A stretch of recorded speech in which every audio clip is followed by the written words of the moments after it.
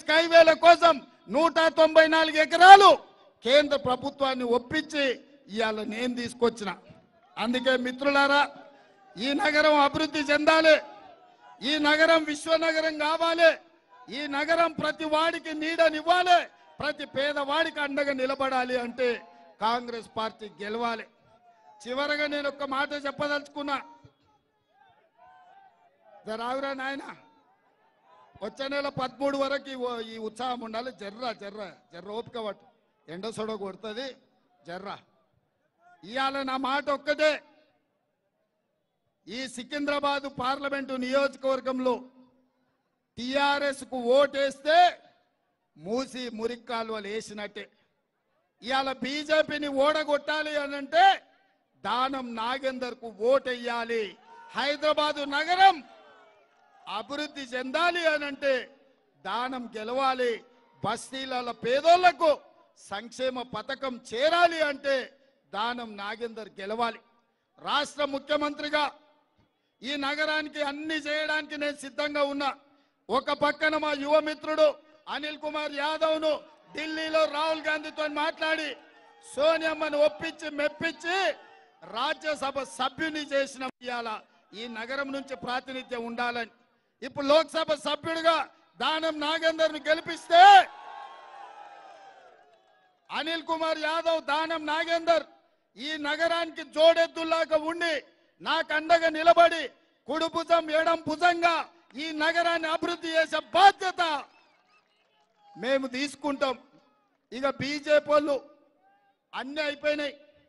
10 ఏళ్ళు మోడీ పేదోళ్లకు ప్రతి సంవత్సరం 2 కోట్ల ఉద్యోగాలు ఇస్తా అన్నాడు. 20 కోట్ల ఉద్యోగాలు ఇవ్వాలి, ఒక్క ఉద్యోగం ఇవ్వలే, దాని జోలి చెప్పే పరిస్థితి లేదు. రైతుల ఆదాయం 2 చేస్తా అన్నాడు. కానీ ధర్నా చేసిన రైతులను ఢిల్లీలో పిట్టలు కాల్చినట్టు కాల్చి చంపిండు. ఇదే కాకుండా స్విస్ బ్యాంకులో లక్షల కోట్లు ఉన్నాయి, అవి తెచ్చి పేదోళ్ళ ఖాతాలు వేస్తా అన్నాడు. అవి కూడా ఒక్క రూపాయలే. ఎవరికైనా మీకు 15 లక్షలు వేసిండా మోడీ? వేసిండా? ప్రధానమంత్రి ఏమన్నా ఇల్లు ఇచ్చిండా? ఏమన్నా ఉద్యోగాలు ఇచ్చిండా? మనకేమన్నా నిధులు ఇచ్చిండా? మన సికింద్రాబాద్ మునిగిపోతే మనకేమన్నా సాయం చేసిండా? మన తెలంగాణ ఏర్పడితే కూడా ఓర్వలేక తలుపులు మూసి సోనియమ్మ తెలంగాణ ఎట్లిస్తుంది, తల్లిని చంపి బిడ్డని ఎట్లా బతికిస్తారని తెలంగాణను కూడా మోడీ అవమానించిండు. ఇవన్నీ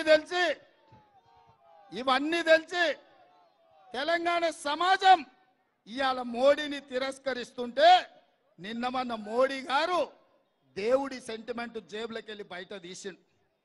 హిందువుల ఆస్తులు గుంచుకొని ముస్లింలకు వంచి పెడతారు అంటున్నారు. నేను ఈ వేదిక మీద నుంచి ఒక మాట అడగదలుచుకున్నా. తండ్రి ఆస్తి కొడుకుకి ఇవ్వాలంటేనే విరాసత్ చేయాలి. అంజన్ కుమార్ యాదవ్ ఉన్నదేమన్నా అనిల్కి ఇవ్వాలంటే కూడా విరాసత్ చేయాలి. అన్నది తమ్మునికి వంచాలంటే పంచినాక సబ్ రిజిస్ట్రార్లో పోయి రిజిస్ట్రేషన్ చేయాలి. ఒక ఆస్తి ఇంకోరు గుంజుకొని పంచే పరిస్థితి ఉంటుందా? రాజ్యాంగం మీద ఒట్టేసిన ప్రధానమంత్రి ఇంత పచ్చ అబద్ధాలు మాట్లాడితే మంచిదా? మిత్రులారా, మీరు ఒక్కసారి ఆలోచన చేయండి. మనమందరం శ్రీరామనవమి చేయలేదా? నిన్న హనుమాన్ జయంతి చేయలేదా? మనం రోజు గుడికి పోతే మొత్తలేమా? మా ముస్లిం సోదరులు మక్కా మసీదులో నమాజ్ చేస్తలేరా? మా క్రిస్టియన్ సోదరులు మెదక్ పోయి చర్చిలో ప్రార్థనలు చేస్తలేరా? మా సిక్కు సోదరులు అమృత్సర్ పోయి గోల్డెన్ టెంపుల్లో పాల్గొంటలేరా? ఎవరి నమ్మకం ఎవరి విశ్వాసం వాళ్ళది. కానీ ప్రధానమంత్రి ఈ రకంగా మాట్లాడు మంచిదా అని నేను అడుగుతున్నా. అందుకే మిత్రులారా, దేవుడు గుడిలో ఉండాలి, భక్తి గుండెల్లో ఉండాలి. దేవుడు చెప్పండి, దేవుడు ఏడు ఉండాలి? దేవుడు గుడిలో ఉండాలి, భక్తి గుండెల్లో ఉండాలి.